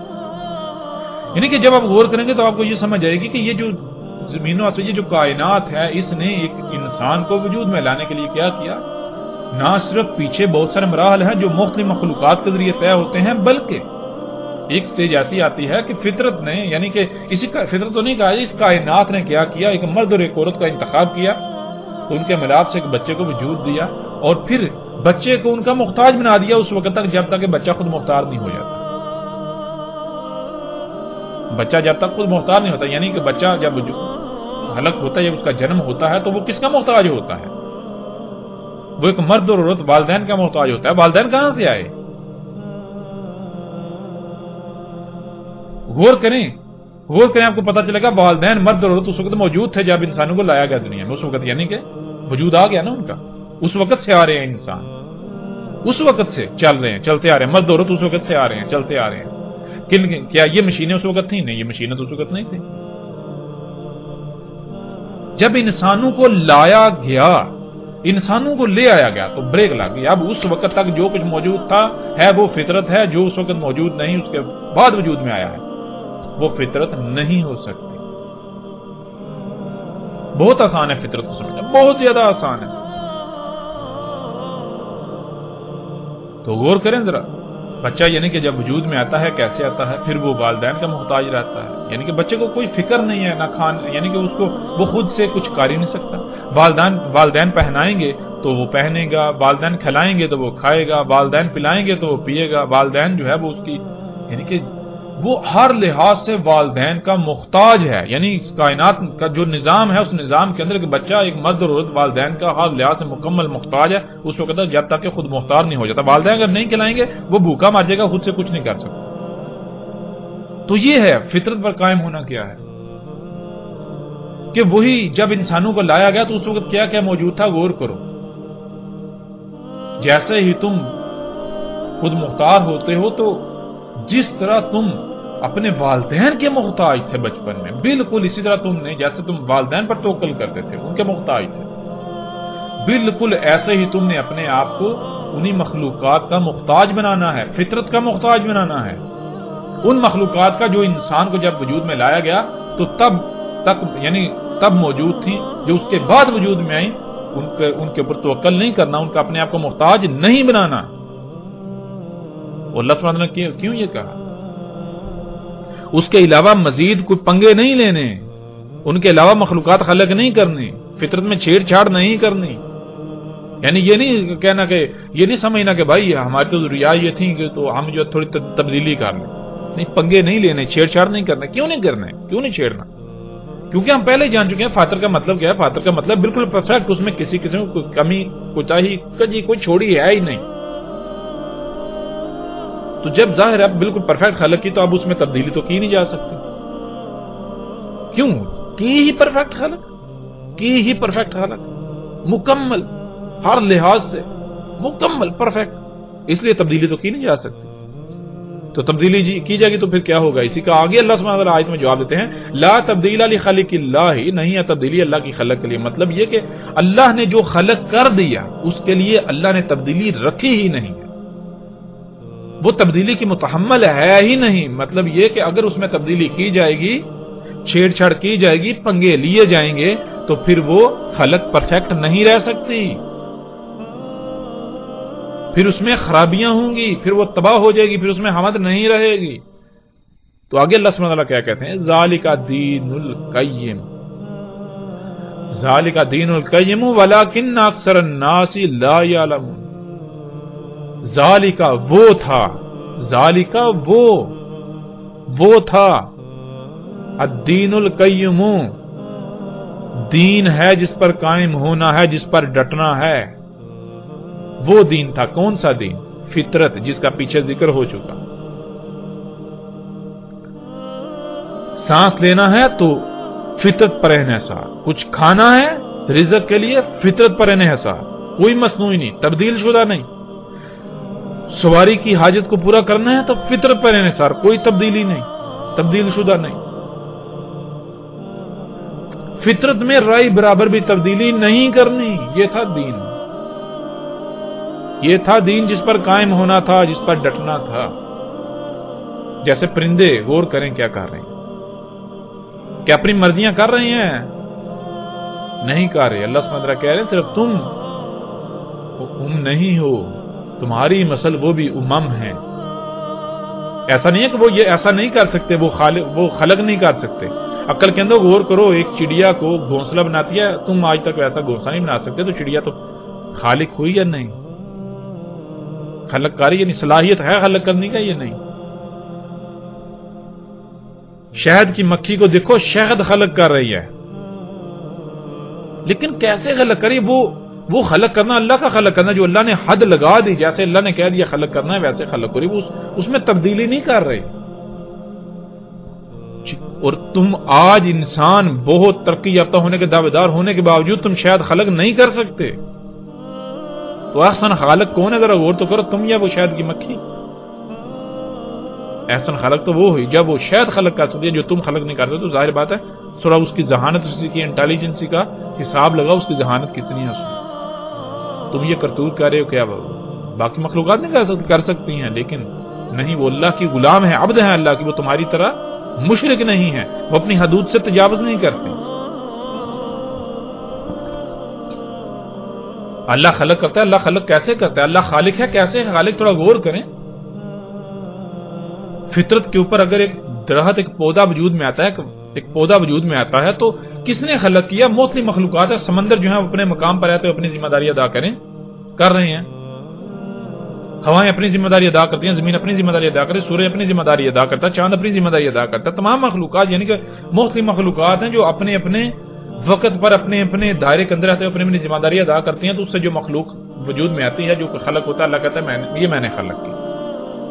اس کا خالق اللہ ہے. لیکن اگر کوئی مخلوق اس دائرے سے باہر نکلے گی جو دائرہ اللہ نے لگا دیا تو اللہ کہتا ہے اس کا میں خالق نہیں، میرے ساتھ شریک ہو گیا دوسرا. جب تک یہ مخلوقات اپنے دائرے کے اندر رہیں گی تو وہ کام اللہ کا کام. اگر کوئی مخلوق اپنے دائرے سے حد سے تجاوز کرے گی تو وہ کام اللہ کا نہیں، اس کے ساتھ شرک دوسرے نے یعنی کہ دوسرے نے اپنا الگ سے وجود ہونے کا دعویٰ کر دیا. میری بھی کوئی مرضی ہے، میری بھی مانی جائے. سبحان اللہ. بالکل ایسے جیسے مثال کے طور پر آپ کا دل جسم آپ کے جسم کے اندر اگر جس مقصد کے لیے اسے خلق کیا گیا اس مقصد کو پورا نہ کرے، وہ کچھ اور کرنا شروع کرے تو کیا ہوگا؟ تھوڑا غور تو کریں. اگر وہ کام کرنا چھوڑ دے تو کیا آپ اس کو جسم میں رہنے دیں گے؟ ظاہری بات ہے آپ کو موت ہو جائے گی آپ کی. اگر بچنا ہے موت سے تو پھر اس کو نکال پھینکیں گے. کیوں؟ اب وہ آپ کے جسم کا حصہ نہیں رہا، الگ کرنا پڑے گا اسے. بالکل اسی طرح. تو غور تو کریں ذرا. لا تبدیل لخلق اللہ، اللہ کی خلق کے لیے تبدیلی ہے ہی نہیں. یہ تھا دین. اللہ سبحانہ وتعالی دین کیا تھا؟ فطرت پر قائم ہونا. فطرت میں چھیڑ چھاڑ نہیں کرنی، پنگے نہیں لینے تھے. دنیا میں بھیجے گا تھا، کرنا کیا تھا؟ موجیں کرنی تھی، کھانا پینا عیاشی کرنی. تو کرنا کیا تھا؟ لیکن یہاں آپ غور کریں دین کیا ہے. آگے اللہ سبحانہ وتعالی کیا کہتے ہیں؟ وَلَٰكِنَّ أَكْثَرَ النَّاسِ لَا يَعْلَمُونَ. اور لیکن انسانوں کی اکثریت ہے کہ انہیں اس کا علم ہی نہیں ہے. کیوں نہیں علم؟ اللہ تعالیٰ لا يعلمون. یعلم ایک ہوتا ہے عالم، ایک ہوتا ہے تعلم، ایک ہوتا ہے یعلم. عالم کہتے ہیں ایسے علم کو جو ذات میں ہو، ذاتی علم. اور یعلم کہتے ہیں ایسا علم جو خود سے غور و فکر کر کے تغذو کر کے حاصل کیا گیا ہو اپنی کوشش سے. اور تعلم جو کسی دوسرے تیسرے سے حاصل کیا گیا جس کے پیچھے کوئی اور عوامل موجود. اور یہ کہ اللہ سبحانہ وتعالی کہتے ہیں وَلَٰكِنَّ أَكْثَرَ النَّاسِ لَا يَعْلَمُونَ. اور لیکن انسانوں کی اکثریت ایسی ہے کہ انہیں علم ہی نہیں. کیوں؟ اس لیے کہ وہ غور و فکر ہی نہیں کرتے. اللہ. تو بہرحال یہ تھی فطرت، اور فطرت پر قائم ہونا ہی دین. اور اب آپ غور و فکر کریں کہ اور اپنے گریبان میں جھانکیں کہ آپ کیا کر رہے ہیں، کیا فطرت پر قائم ہیں. پھر یہ دین، اس کو اسلام کیوں کہا گیا؟ اس دین کو اسلام کیوں کہا گیا؟ اسلام کہتے ہیں اسلام سلم سے، اسلم تو کہتے ہیں سلامت ہونا، یعنی کسی قسم کا کوئی نقصان نہ ہونا، خرابی کا سامنا نہ کرنا پڑا. دین اسلام مطلب یہ کہ جس سے تمام کی تمام، جس پر قائم ہونے سے تمام کی تمام مخلوقات پرفیکٹ رہیں گی، ان کو کسی قسم کی کسی خرابی، کمی، کجی، کوتاہی کا، نقص کا سامنا نہیں کرنا پڑے گا. یہ ہے اسلام. اب غور کریں، اگر آپ فطرت پر قائم ہوتے ہیں، فطرت میں کوئی تبدیلی نہیں کی جاتی، رد و بدل نہیں کیا جاتا، تو آٹومیٹکلی تمام کی تمام مخلوقات سلامت رہیں گی. لیکن اگر فطرت پر قائم ہونے کے بجائے کسی اور شے کو دین بنا لیا جاتا ہے، کسی اور شے کو اپنا ٹارگٹ بنا لیا جاتا ہے، تو پھر کیا ہوگا؟ نتیجہ آپ کے سامنے. آج پوری دنیا کے حالات آپ دیکھ سکتے ہیں. سمندری مخلوقات کے ساتھ کیا ہو رہا ہے، فضاؤں کے ساتھ کیا ہو رہا ہے، پرندوں کے ساتھ کیا ہو رہا ہے، چرند پرند، یہ تمام مخلوقات کے ساتھ کیا ہو رہا ہے، زلزلے، طوفان، تباہیاں، کیا کچھ ہو رہا ہے آپ کی آنکھوں کے سامنے ہے. تو جسے آج آپ اسلام کا نام دے رہے ہیں، اگر وہ واقعی اسلام ہوتا تو تمام مخلوقات سلامت ہوتے ہیں، انسان بھی سلامت رہتے. لیکن نہ تو انسان سلامت ہے، طرح طرح کی بیماریوں میں، شدید تباہیوں میں دھنسے ہوئے ہیں. بھائی اسلام کے لیے شرط یہ ہے کہ پہلی بات کیا ہے؟ دین القیم ہے وہ، دین القیم. دوسری بات کہ جس پر قائم ہونے سے سب سلامت رہے، کچھ بھی نقصان نہ ہو، کوئی کسی قسم کا کہیں کسی کو نقصانی کا، پریشانی کا، تکلیف کا سامنا نہ کرنا پڑے. بالکل ہر چیز پرفیکٹ، بے فکر، سلامت. تو آج غور کریں اپنے گریبان میں جا کے، جسے آپ اسلام کا نام دے رہے ہیں، یا جو لوگ آپ کو اسلام کے نام پر گمراہ کر رہے ہیں، دیکھیں اگر تو اس پر قائم ہونے سے، اس پر ڈٹنے سے، اور اس پر قائم اس پر کیا ہو، پھر بھی بہرحال اس پر قائم ہونے سے، اس پر ڈٹنے سے، اس کو اپنانے سے کیا تمام مخلوقات یا آپ خود سلامت ہوتے ہیں؟ بیماریوں سے، مصیبتوں سے، تکلیفوں سے، تباہیوں سے، زلزلوں سے، طوفانوں سے، ان ساری جن یعنی کہ رزق کی قلت سے، لڑائی جھگڑوں سے، قتل و غارت سے، ان تمام مصیبتوں تکلیفوں سے کیا محفوظ ہوتے ہیں؟ اگر تو محفوظ ہوتے ہیں، محفوظ ہیں تو الحمدللہ، اور اگر آپ محفوظ نہیں ہیں تو پھر وہ اسلام کیسے ہو سکتا ہے؟ وہ اسلام نہیں ہو سکتا، کبھی بھی نہیں ہو سکتا۔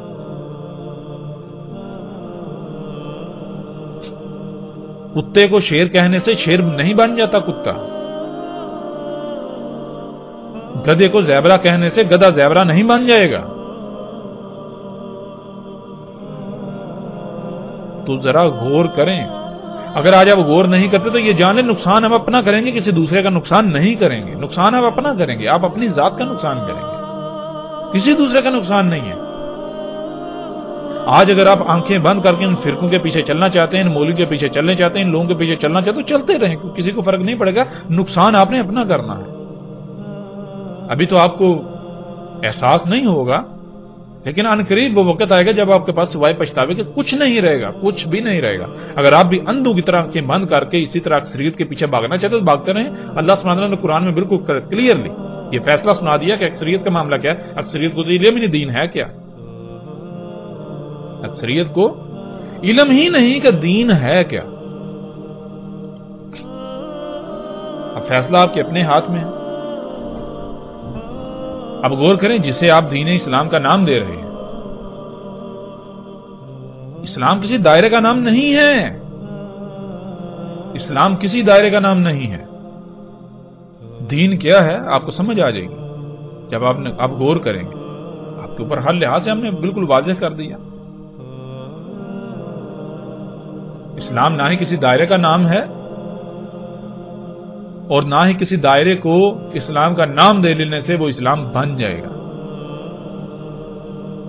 فطرت پر قائم ہونے کو اسلام کہا گیا تو اسلام کا مطلب یعنی کہ وہ اسلام کسی کا جیسے وہ نام ہوتا ہے وہ نہیں ہے۔ اسلام کا مطلب ہے سلامت رہنا، جس سے سب کچھ سلامت رہے۔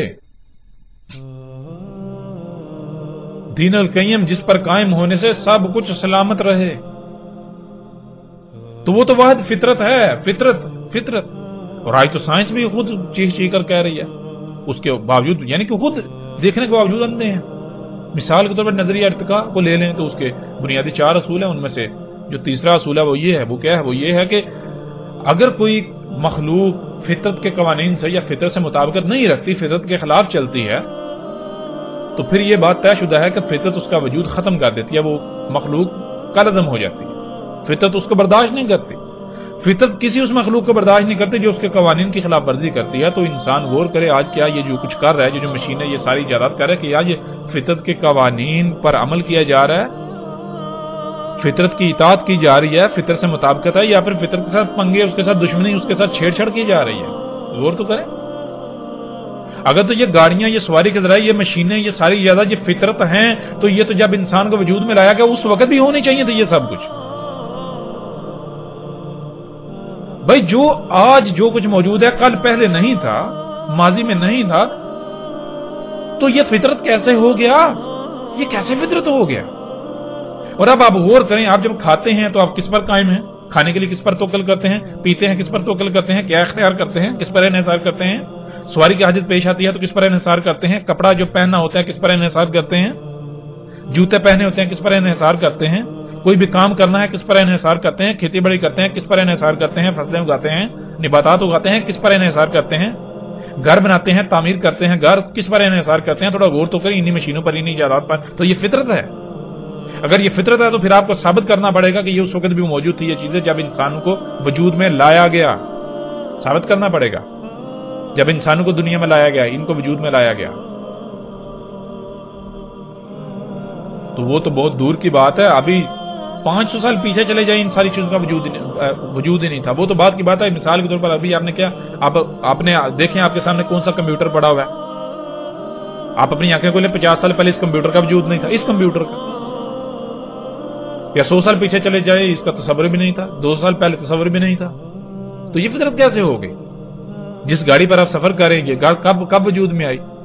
کیا آج سے 200-400 سال 500 سال پہلے اس کا تصور تھا؟ تصور ہی نہیں تھا۔ یہ فطرت کیسے ہو گئی؟ آپ کے ہاتھ میں موبائل فون ہے، یہ ماڈل کب آیا؟ ابھی 2-4-6 مہینے پہلے آیا، تو 2-4-6 مہینے پہلے تو اس کا وجود ہی نہیں تھا، وہ تو دوسرے ماڈل کا وجود تھا۔ اگر فطرت تھی تو فطرت بدل کیسے گئی؟ کیوں اللہ تعالیٰ کیا کہتا ہے لا تبدیل لخلق اللہ، اللہ کی خلق کے لیے تبدیلی تو ہے ہی نہیں، اللہ کی خلق تو تبدیل ہو ہی نہیں سکتی، تبدیل کی نہیں جا سکتی، اور اگر یہ اللہ کی خلق ہے، فطرت ہے، تو یہ بدل کیسے گئی؟ پہلے اور ماڈل تھا، اب دوبارہ نیا ماڈل آ گیا. کیا آپ اونٹوں کا ماڈل دکھا سکتے ہیں؟ بھائی پہلے اونٹ کا ماڈل اور تھا، اب اس میں یعنی کہ وہ بعد میں جو اونٹ آیا اس میں مزید جو ہے وہ اللہ نے تبدیلیاں کی، پھر بعد میں جو اونٹ آیا مزید تبدیلیاں کی. گھوڑے دیکھ لیں، گدھے دیکھ لیں، کتنے ماڈلز آپ کو تبدیل ہوتے ملتا ہے، یعنی ہر سال ماڈل تبدیل ہو رہا ہے، ہر سال ہر 6 مہینے بعد ماڈل تبدیل ہو رہا ہے. فطرت میں تبدیلی ہے ہی نہیں، وہی گدھے جو 1000 سال پہلے تھے آج بھی وہی ہیں، کوئی تبدیلی نہیں ہے. لیکن آپ غور کریں، آپ کا جو گاڑی بھی چند سال پہلے تھی آج گاڑی نہیں ہے، آج بالکل اس کے برعکس ہے تبدیلی. عجیب فطرت ہے، ثابت تو کریں یہ فطرت. اب آپ غور کریں، آپ فطرت پر قائم ہیں یا آپ اس دجل پر قائم ہیں؟ آپ فطرت کی ضد پر قائم ہیں؟ غور تو کریں. کھاتے ہیں تو کس پر انحصار، پیتے ہیں تو کس پر انحصار، آپ کا رزق کیا ہے؟ غور تو کریں. تو کس پر قائم ہے؟ فطرت پر قائم ہے. کیا جو فطرت آپ کو کھانے پینے کے لیے فراہم کر رہی ہے آپ اس پر انحصار کر رہے ہیں؟ کیا پھل سبزیاں ایسی کھا رہے ہیں جو بالکل فطرت کے اوپر یعنی بالکل ایسی اگتی ہیں، اگ رہی ہیں، اگائی جا رہی ہیں جیسے آج سے یعنی کہ وہ جب انسانوں کو وجود دیا گیا تب اگتی تھی، تب وجود میں آتی تھی، ویسے ہی اگ رہی ہیں؟ یا پھر آپ کھادے ڈال رہے ہیں تو فطرت میں تبدیلی کر دی آپ نے. جب فطرت میں تبدیلی کریں گے تو پھر تباہیاں نہیں آئیں، خرابیاں نہ آئیں، بیماریاں لاحق نہ ہوں. یہ کیسے ہو سکتا ہے؟ آج جو آپ نے گھر بنائے آپ غور تو کریں، یہ کیسے گھر ہیں؟ یہ فطرت ہے. اللہ سبحانہ وتعالیٰ قرآن میں کیا کہتے ہیں؟ اللہ سبحانہ وتعالیٰ قرآن میں بالکل واضح کیٹیگوری کی 2 ٹوک یہ کہتے ہیں کہ اللہ سبحانہ وتعالیٰ نے یہ جو رواسیاں بنائی زمین میں، رواسی چوٹیاں، یہاں جہاں سے تم دیکھتے ہو زمین اوپر کو اٹھی ہوئی ہے، چوٹیاں تمہیں نظر آتی ہیں، اونچی جگہیں، یہ اللہ تعالیٰ نے کیوں خلق کی، کیوں رکھی؟ اس لیے زمین کا توازن قائم کرنے کے لیے، تاکہ تمہیں لے کے ہل نہ جائے. کیوں؟ اللہ سبحانہ وتعالیٰ نے یہ زمین پر یہ جو سمندر ہے، پانی ہے، یہ زمین پر گڑھے بنائے تھے، گڑھوں میں پانی سٹور کیا تھا، جیسے خام مال سٹور کیا جاتا، رکھا جاتا ہے.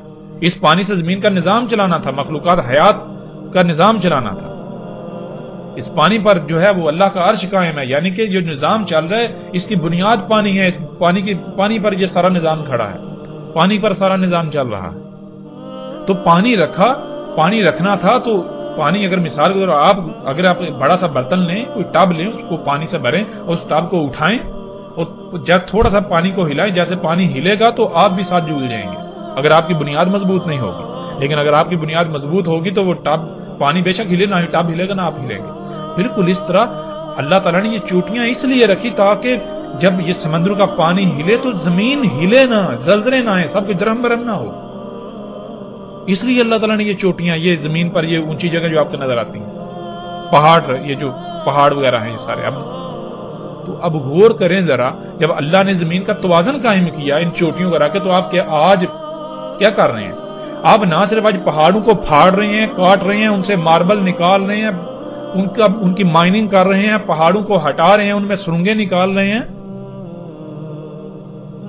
بلکہ ان پہاڑوں سے جو آپ سیمنٹ تیار کرتے ہیں، پہاڑوں سے پتھر تراش کر سیمنٹ، ان سے بجری، ان سے لوہا، پھر سریا اس لوہے سے، پھر ان سے یعنی کہ وہ جپسم وغیرہ ہو، اور اسی طرح آپ پھر کیا کرتے ہیں؟ ان سے ماربل.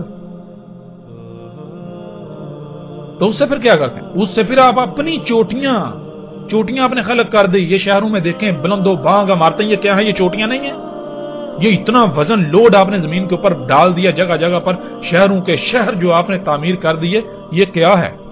اللہ نے جو زمین پر چوٹیاں رکھی تھی، کیوں رکھی تھی؟ زمین کا توازن قائم کرنے کے لیے. نہ صرف آپ نے اللہ کی چوٹیوں کو کاٹ دیا، ان کو ان کے مقامات سے ہٹا دیا، بلکہ اور مقامات کے اوپر جہاں اللہ نے چوٹیاں نہیں رکھی تھی وہاں آپ نے زمین پر جگہ جگہ وزن ڈال دیے، وزن رکھ دیے. تو کیا ہوگا نتیجہ؟ کہنے زلزلے نہیں آئیں گے. پھر کیا زمین کا توازن برقرار رہے گا؟ کیسے برقرار رہے گا؟ آپ نے تو توازن بگاڑ دیا. آپ ان چوٹیوں کو، ان عمارتوں کو، یہ جو آپ نے بلڈنگیں، عمارتیں خلق کی، آپ ان کو ترقی کہتے ہیں. قرآن میں تو اللہ تعالیٰ کہہ رہے ہیں فساد ہے. شعیب علیہ السلام کی دعوت کو دیکھیں، شعیب علیہ السلام کیا کہہ رہے ہیں. نوح علیہ السلام نے جو دعوت دی، ان کی دعوت کو دیکھیں، نوح علیہ السلام کیا کہہ رہے ہیں، صالح علیہ السلام کیا کہہ رہے ہیں، ہود علیہ السلام کیا کہہ رہے ہیں. قوم عاد کو غور تو کریں کہ یہ جو تم پہاڑوں کی مائننگ کر رہے ہو، ان پہاڑوں سے پھر تم یہ جو عمارتیں بلند و بانگ چوٹیوں کی مانند عمارتیں خلق کر رہے ہو، یہ فساد ہے. اور وہ قومیں کیا کریں؟ وہ کہہ رہے ہیں نہیں نہیں یہ فساد نہیں ہے، ہم تو اصلاح کر رہے ہیں. اور کیا بالکل آج ایسے نہیں ہو رہا؟ آج یہ جو فساد کر رہے ہیں ان کو جب یہ دعوت دی جا رہی ہے فساد ہے فساد ہے فساد، آگے سے کیا یہ کہتے ہیں فساد ہے؟ نہیں، آگے کہتے ہیں اسلام تو بھی ترقی کی دعوت دیتا ہے. یہ ترقی ہے؟ یہ ترقی ہے؟ کون کہتا ہے یہ ترقی ہے؟ یہ تو فساد ہے. اور جن کو علم ہے وہ میدان میں آئیں، وہ ثابت کریں یہ فساد نہیں ہے، ثابت کریں. تو جب آپ پہاڑوں کو کاٹیں گے، ان کا بیڑا غرق کریں گے، پھر اپنی چوٹیاں خلق کریں گے جگہ جگہ پر، یہ شہروں کی شہر جو آپ نے تعمیر کر دیے، تو کیا اس سے پھر زمین کا توازن برقرار رہے گا؟ ظاہرت زمین کا توازن کہاں برقرار رہے گا؟ پھر زلزلے نہیں آئیں گے تو کیا ہوگا؟ سونامی نہیں آئیں گے تو کیا ہوگا؟ تباہیاں نہیں آئیں گی تو اور کیا ہوگا؟ پھر پہاڑوں کے اندر اللہ سبحانہ نے جو چیزیں رکھی، جو میٹیریل، جو مواد رکھا تھا، اس کا تعلق زمین کی پیداوار سے ہے. وہ سب نظام بھی درہم برہم بگڑ چکا، بیڑا غرق کر دیا. یہ اصلاح ہے یا فساد ہے؟ ذرا غور تو کریں. کیا مردہ ہیں آپ؟ اندھے ہیں؟ آپ کو نظر نہیں آ رہا کچھ؟ مثال کے طور پر ایک کلہاڑا ہاتھ میں ہو اور آپ کو کہا جائے کہ آپ کے ہاتھ پر کلہاڑا زور سے ماریں گے، کیا ہوگا؟ آپ فوری کہیں جی ہاتھ کاٹ جائے گا. ابھی کلہاڑا مارا تو نہیں، آپ کا ہاتھ کٹا تو نہیں، لیکن اس کے باوجود آپ کہہ رہے ہیں ہاتھ کٹ جائے گا. کیسے آپ نے کہہ دیا؟ بالکل اس طرح آپ اندھے ہیں، یہ سب کچھ آپ کو نظر نہیں آ رہا. آپ ایک گاڑی پر سوار ہوتے ہیں، اس گاڑی سے جو طرح طرح کی زہریلی گیسیں خارج ہو رہی ہیں، کبھی آپ نے سوچا ان گیسوں سے کتنے لوگوں کی موت ہو رہی ہیں، کتنے بیمار ہو رہے ہیں؟ کیا یہ دہشت گردی نہیں ہے؟ کتنی مخلوقات کو نقصانات کا سامنا کرنا پڑا، کیا یہ دہشت گردی نہیں ہے؟ کسی ایک بندے کو قتل کر دیا جائے، کسی کو نقصان پہنچائے وہ دہشت گردی. لیکن یہ جو مجموعی طور پر تمام کی تمام مخلوقات کا قتل کیا جا رہا ہے، تمام کی تمام مخلوقات کا قتل کیا جا رہا ہے، زمینوں آسمانوں میں فساد کیا جا رہا ہے، کوئی ایک بھی مخلوق جو ہے وہ محفوظ نہیں ہے انسانوں کے شر سے، یہ دہشت گردی نہیں ہے؟ یہ جو انڈسٹریوں کے بڑی بڑی کمپنیوں کا مالکان ہے، یہ جو حکومتیں ہیں، یہ مسیحا بن گئی. عجیب لاجک ہے. جو بڑا جرم کرے گا، جو جتنے بڑے کرائم کرے گا وہ اتنا بڑا مسیحا، جو چھوٹے جرائم کرے گا وہ شیطان کہلائے گا. عجیب انصاف ہے.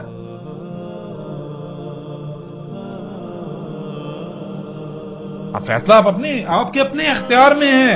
اور یہ جان لیں، یہ آج اگر سب کچھ واضح کیا جا رہا ہے تو ایسے واضح نہیں کیا جا رہا. اللہ سبحانہ و تعالیٰ کے قانون میں کچھ بھی فضول میں نہیں، بے مقصد نہیں ہوتا، بغیر وقت کے نہیں ہوتا. یہ اللہ کا قانون ہے، اللہ نے سب کچھ قدر کے ساتھ خلق کیا. اللہ کے قانون میں سب کچھ اپنے وقت پر ہوتا ہے. اور اگر پہلے یہ ساری چیزیں اس طرح کھل کر سامنے نہیں اور آج آ رہی ہیں تو یہ جان لیجئے یہ فضول میں سامنے نہیں آ رہی. یہ فضول میں سامنے نہیں آ رہی. یہ آپ کو آخری انتباہ ہے. اگر آج آپ اپنی آنکھیں نہیں کھولتے تو یہ جان لیجئے عن قریب آپ اپنی آنکھوں سے دیکھیں گے، وہ دیکھیں گے کہ آپ کی آنکھیں پھٹی کی پھٹی رہ جائیں گی. پھر آپ کو سمجھ آئے گی. اس وقت آپ چیخیں گے، چلائیں گے، لیکن اس وقت کچھ فائدہ نہیں دے گا. آپ کو ماننا پڑے گا. کوئی ایک بھی انسان ایسا نہیں ہے کہ جو ان باتوں کو ماننے بغیر اس کی موت ہو جائے. لیکن فرق صرف یہ ہے کہ اس وقت اکثریت اس وقت ماننے گی جب ماننا کوئی فائدہ نہ دے گا، بالکل سر جیسے فرعون ماننا تھا. اور یہ وقت دور نہیں ہے، وقت دور نہیں ہے، بالکل آپ کے سر کے اوپر آ چکا ہے. 1.5 سے 2 سال کا عرصہ رہ چکا ہے. آپ اپنی آنکھوں سے دیکھیں گے، وہ دیکھیں گے کہ آپ کی آنکھیں پھٹی کی پھٹی رہ جائیں گی. جیسے جیسے ہم آگے بڑھیں گے آئندہ نشستوں میں الحمدللہ بہت کچھ سامنے آئے گا. مثال کے طور پر یہ جو کچھ بھی انسانوں نے خلق کیا ہے، یہ جو عمارتیں ہیں، یہ جو مشینیں ہیں، گاڑیاں، ٹیکنالوجی، یہ سارے کا سارا 7 راتوں اور 8 دنوں میں یہ صفحہ ہستی سے مٹ جانا ہے. بہت جلد 1.5 سے 2 سال کا عرصہ رہے گا، زیادہ عرصہ نہیں ہے. سر کے اوپر آ چکا ہے، یہ تباہی سر کے اوپر آ چکا ہے. یہ دنیا کے سارے جدید ترین شہر صفحہ ہستی سے مٹ جانے ہیں، مٹ جانے. بالکل اس طرح جیسے قوم عاد اور قوم سمود کا نام و نشان مٹایا گیا. اور پھر یہ بات دنیا میں تو ختم نہیں ہونے والی. ایسا نہیں کہ مٹ گئے تو ختم ہوگی، بات نہیں. یہ فطرت دوبارہ وجود آپ کو دے گی. بہرحال جیسے سے آگے بڑھیں گے تو ہر لحاظ سے کھل کر بات ہوگی. سارا حساب تب لیا جائے گا، پوچھا جائے گا. اور ہم الحمدللہ سائنٹیفکلی اس کو پروو کریں گے. دنیا کا کوئی بڑے سے بڑا سائنسدان اس چیز کا انکار نہیں کر سکتا کہ انسان کو دوبارہ کھڑا نہیں کیا جائے گا. یہ الحمدللہ کے وجہ سے ہم اس کو پروو کریں گے. دنیا کا کوئی سائنسدان، ہم چیلنج کرتے ہیں، دنیا کا کوئی سائنسدان اس بات کو غلط ثابت نہیں کرے، مجبور ہو جائے گا اسے ماننے پر. ہاں واقعی انسانوں کو دنیا میں لایا گیا، اگر یہ فطرت سے مطابقت نہیں رکھتے، جو کہ نہیں رکھتے، ان کو ان قریب کالعدم کیا جائے گا، ان کا وجود ختم کیا جائے گا، نام و نشان مٹایا جائے گا. تو نام و نشان پرماننٹلی نہیں مٹایا جائے گا، دوبارہ واپس لایا جائے گا. دوبارہ جب واپس لایا جائے گا تو بالکل بے اختیار لایا جائے گا. تب ان سے سارا ایک ایک رائی کا حساب لیا جائے گا. جو آج انہوں نے کرتوت کیے ان کو سامنا کرنا پڑے گا، ان کا چکھنا پڑے گا مزہ. جو جتنا جس نے کیا اس کی وجہ سے جتنا فساد ہوا زمین میں، زمین کی جو حالت ہوگی ان کو اس کو भुगतना पड़ेगा. यही जमीन वो जहन्नम है. कैसे जहन्नम बनेगी? इंसानों के अपने करतूतों की वजह से. बहरहाल जैसे जैसे हम आगे बढ़ेंगे एक एक चीज एक एक बात खुलकर बिल्कुल वाज़ेह हो जाएगी. बहरहाल इस नशिस्त को यहीं पर खत्म करते हैं. अल्हम्दुलिल्लाह उम्मीद है काफी चीजों की समझ आ चुकी होगी. आइंदा जो नशिस्तें हैं उनमें मजीद मुख्तलिफ पहलुओं से और बाकी यानी हर चीज को हम उसके ऊपर तफसील से बात करेंगे. लेकिन आखिर में आपसे ये गुजारिश है कि इस पैगाम को ज्यादा से ज्यादा आगे लोगों तक पहुंचाएं. अगर आप पर ये आप यानी कि आप तक ये पैगाम पहुंच जाता है तो आपके ऊपर फर्ज है कि आप आगे पहुंचाएं. अगर आप आगे नहीं पहुंचाते तो आप मुजरिम होंगे. अभी तो आपको एहसास नहीं होगा, एहसास आपको आखिरत में होगा, लेकिन तब सिवाय पछतावे के आपके पास कुछ नहीं होगा. जहां आप बहुत कुछ करते हैं, बहुत कुछ इतने फजूलियात अपना वक्त तबाह बर्बाद करते हैं, तो वहां अगर आप चंद मिनट चंद सेकंड इस पर लगा देंगे कि आगे दूसरों तक ये पैगाम पहुंचा देंगे, तो इससे आपका बिगड़े का क्या उल्टा फायदा ही होगा. अगर आपके एक क्लिक की वजह से आगे शेयर करने की वजह से कोई एक शख्स भी हिदायत पा जाता है तो यूं समझे आपके लिए वो सदका ना सिर्फ सदका जारिया बन गया, बल्कि आखिरत में आपको अंदाजा ही नहीं होगा कि यानी कि आपके सामने आपको पता ही नहीं होगा कि आपके खाते में क्या होगा, यानी कि कितना अजर होगा, कितना आपको बदला में. उस वक्त आपको यानी कि आप पछताएंगे काश मैं मजीद करता, मैं इसी पर वक्त गुजारता. ठीक है, तो ये अब आपको ये दावत दी जाती है, आपको ये पैगाम दिया जाता है कि इस दावत को आगे ज्यादा से ज्यादा लोगों तक पहुंचाएं. वक्त इंतहाई काम है. जहां तक हमारा ताल्लुक है, हम आपसे ना तो कुछ डिमांड कर रहे हैं, हमें ना कोई लालच है, हमें ना आपके चंदे चाहिए, हमें कुछ भी नहीं चाहिए. हमें आपसे कुछ भी लालच नहीं है, हम आपसे कुछ भी नहीं मांग रहे. हमारा मकसद क्या है? हमारा मकसद तो महज इतना है कि इस पैगाम को पहुंचा दें, बस. अब अगर कोई मानता है उसकी मर्जी, नहीं मानता उसकी मर्जी. मनवाना ये अल्लाह का काम है, हम वकील बनाकर नहीं भेजेंगे. अल्लाह का काम है मनवाना, और वो जब अल्लाह मनवाएगा तो उस वक्त किसी की जुर्रत नहीं इनकार करे, लेकिन तब मानना कोई नफा ना देगा. फिरौन नहीं ना मानता था, लेकिन जब अल्लाह ने मनवाया तो माना या नहीं माना? माना ना. तो क्या आप फिरौन से बड़े हो चुके? क्या आप फिरौन से ज्यादा ताकतवर हैं? फिरौन तो टेक्नोलॉजी में बहुत बढ़कर था. ये तो मौजूदा इंसान भी उसका यानी कि जो मौजूदा टेक्नोलॉजी है ये तस्वर भी नहीं कर सकते. ये तो उसका 10% भी नहीं है. तो जब फिरौन को मानना पड़ा, फिरौन माना, तो आप किस खेत की मूली हैं? आपको भी मानना पड़ेगा. और ये सिर्फ ये दावत ये सिर्फ आम लोगों के लिए नहीं है, हर एक के लिए है. जो हुकूमती ओहदों पर फायज हैं, जो रियासतों का निजाम चला रहे हैं, जो दुनिया का निजाम चला रहे हैं, जो यानी कि हर एक के लिए दावत है. जो जितने बड़े ओहदे पर जो ऊंचा बैठा हुआ है वो उतना बड़ा मुजरिम है. अगर वो अपनी जिम्मेदारी को नहीं पहचानता, उसे पूरा नहीं करता. तो बहरहाल फिर आपसे यही गुजारिश की जाती है कि इस पैगाम को ज्यादा से ज्यादा आगे पहुंचाएं, इसे शेयर करें. हमारा कोई किसी किस्म का कोई कॉपीराइट नहीं है.